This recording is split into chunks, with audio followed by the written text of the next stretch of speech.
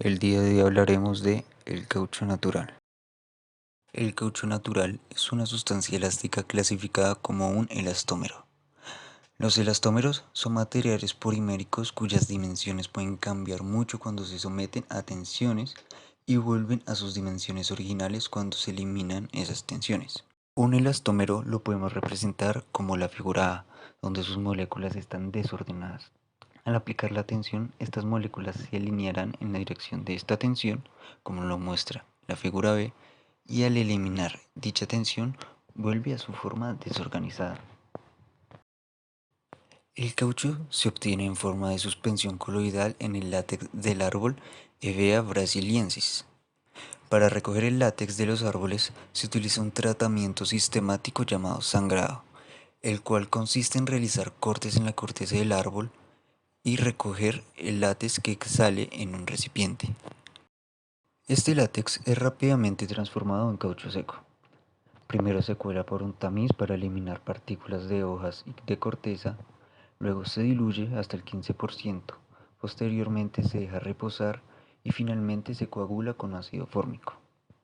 Este material resultante se pasa por unos rodillos para eliminar el agua y producir el material en hoja, lo que se conoce como laminado. The bark with a hooked blade. The sap oozes from the abrasion. It spills onto a metal spout inserted below the slashed section. The spout funnels the sap into a ceramic cup below. It flows for about 5 or 6 hours, partially filling the cup. They wait a couple of days for the tree to recover and then tap another section of the tree. After straining impurities, they pour the rubber sap into a plastic tub. They add formic acid and squish it around. The acid causes the sap to coagulate. After 15 to 30 minutes, it thickens to the consistency of tofu. This tofu-like sap has a sticky structure that allows it to now be rolled out like dough. The rolling squeezes out excess water and leaves a ribbed pattern on the sheets that increases the surface area to hasten drying. Then they rinse off the formic acid. They hang the rubber sheets to dry for about 5 hours. As they dry, the rubber thickens and becomes stronger, and the color darkens. The coagulated rubber sap has been transformed. In a few short steps, it's gone from a liquid to a solid. Workers pile the rubber sheets onto pallets and weigh the load. There's a little over 1.5 tons of rubber in this stack.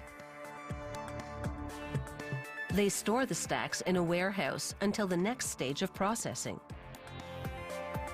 When they're ready to move on, workers peel each sheet from the stack and soak them in water for about 20 minutes. This washes away some of the surface contaminants, but not all. The rubber sheets then go into a machine with many brushes that scrub off more of the dirt. After one more rinse, the rubber sheets are squeaky clean. As you can see, the color of the rubber sheets varies somewhat, depending on the tree they came from, their thickness, and other factors. They hang the sheets on racks to drip dry.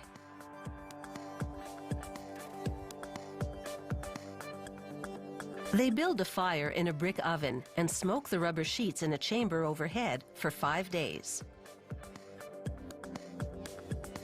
It's a slow, low-temperature smoking that preserves the sheets to prevent the growth of mold.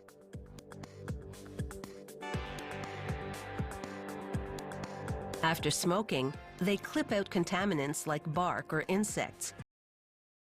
Al hablar de la estructura del caucho, toca establecer que su estructura más básica es la siguiente.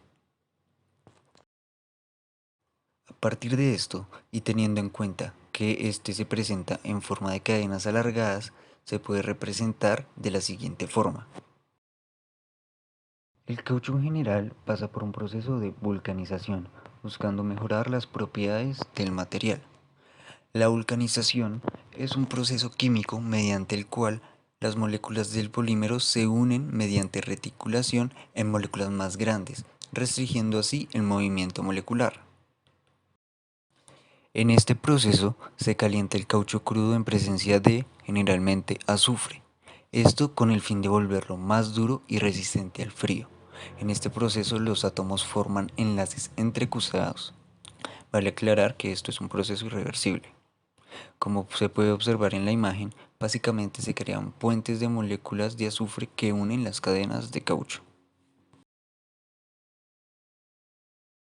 A partir de esto, podemos comparar en la gráfica de esfuerzo versus deformación la curva del caucho natural vulcanizado y el caucho natural sin procesar, dando como resultado una menor deformación a mayores cargas por parte del caucho natural vulcanizado. Las principales propiedades del caucho son su capacidad de alargarse de gran manera debido a sus propiedades elásticas, su buena resistencia al desgarro, su buena resistencia al desgaste, una buena resistencia al frío, propiedades obtenidas después del proceso de vulcanizado, y el ser un buen aislante eléctrico y tener una buena resistencia al agua y a ciertos ácidos.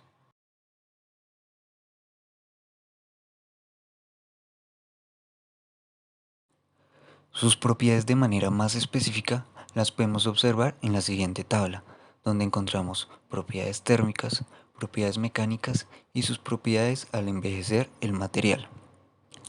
Podemos ver que es un material color beige cuya densidad es de más o menos 1 gramo sobre centímetro cúbico. En la sección de propiedades térmicas nos muestra su temperatura de trabajo, la cual va desde los -40 hasta los 80 grados Celsius. Dentro de las propiedades mecánicas, teniendo en cuenta la información dada hace un momento, podemos observar los valores de resistencia al desgarro y a la abrasión de este material, mayor o igual a 30 Newton sobre milímetro y menor o igual a 80 milímetros al cuadrado, respectivamente. A partir de estas propiedades podemos hablar de sus aplicaciones. El caucho natural crudo en sí no tiene tantos campos de acción, se encuentra en cintas adhesivas o en zapatos.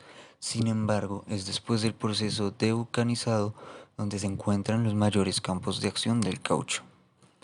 Primero, al ser resistente al agua, se utiliza como barrera de este líquido. También funciona como barrera para virus, por lo que se utiliza en guantes quirúrgicos. En el campo del médico también se encuentra como catéteres y tubos médicos. Podemos ver su uso más cotidiano, que es los globos. Sin embargo, su uso más conocido es en la industria automotriz como materia prima de los neumáticos. En cuanto a la normatividad, encontramos la norma ASTM D1418, por la cual se designa el polímero que se utilizará en los compuestos de caucho, en la especificación del material o en los dibujos de pieza. Podemos ver que se representa con las letras NR. De igual manera ocurre en la norma ISO 1629. También podemos observar la composición del polímero, que en este caso es tipo R, lo que significa que es una cadena de carbono insaturado. También existe una normatividad para los ensayos. En el primer caso, la norma ASTM D412 especifica las condiciones de ensayo para determinar las propiedades de tracción de elastómeros moldeados y troquelados. Por otro lado, la norma ISO 1798 abarca la resistencia a la tracción y las propiedades de deformación de los materiales poliméricos flexibles celulares cuando se extienden a una velocidad constante de desplazamiento hasta el fallo. Finalmente, como conclusiones podemos observar que el caucho natural vulcanizado tiene una gran cantidad de campos de acción debido a sus propiedades. Sus propiedades elásticas y mecánicas lo hacen un material de gran importancia en la industria. El vulcanizado es un proceso muy importante en la producción del caucho natural, ya que es gracias a este que se pueden mejorar ciertas propiedades. Y por último, pudimos observar que el caucho natural vulcanizado presenta una menor deformación al ejercerle tensión con respecto al caucho natural sin procesar.